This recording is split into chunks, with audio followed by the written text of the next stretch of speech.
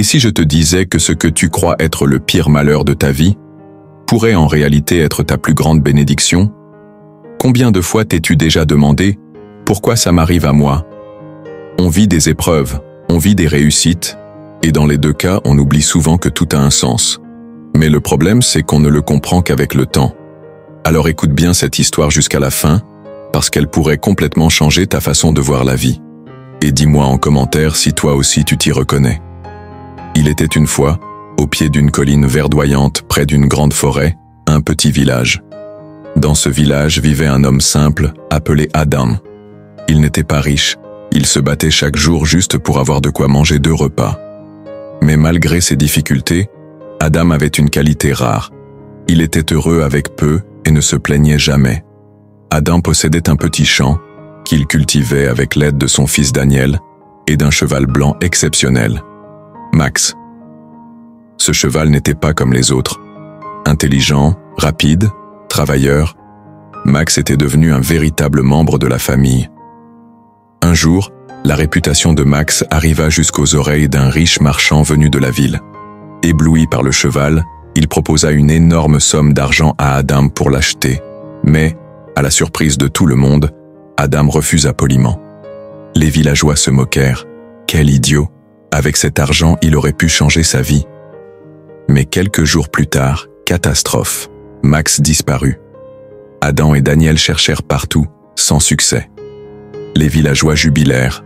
« On te l'avait dit, même ton cheval t'a été enlevé, tu n'étais pas digne de lui. » Daniel, en larmes, demanda à son père, « Papa, comment peux-tu rester aussi calme? On vient de tout perdre. » Adam sourit et répondit doucement, « Mon fils, dans chaque malheur se cache un bien.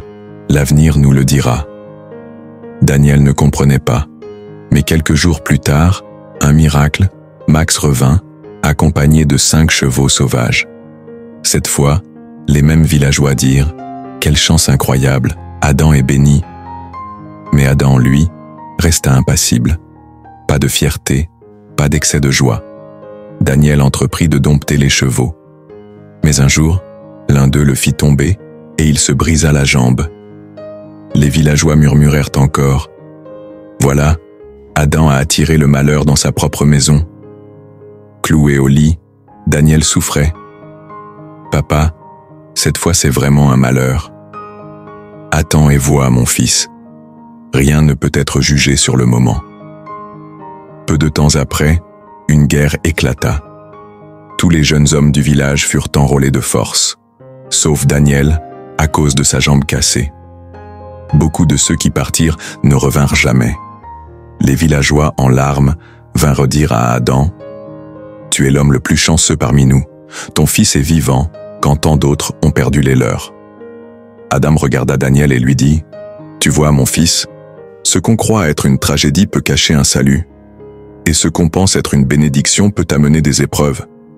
Ne sois jamais trop fier quand tout va bien. Ne sois jamais désespéré quand tout va mal. Parce que tout finit toujours par passer. Leçon de l'histoire. Rien n'est totalement bon, rien n'est totalement mauvais. Le temps finit toujours par révéler le sens de chaque chose. Et toi, dis-moi en commentaire, as-tu déjà vécu un malheur qui s'est transformé en bénédiction? Si cette histoire t'a touché, laisse un like pour soutenir et abonne-toi pour ne rien manquer des prochaines histoires.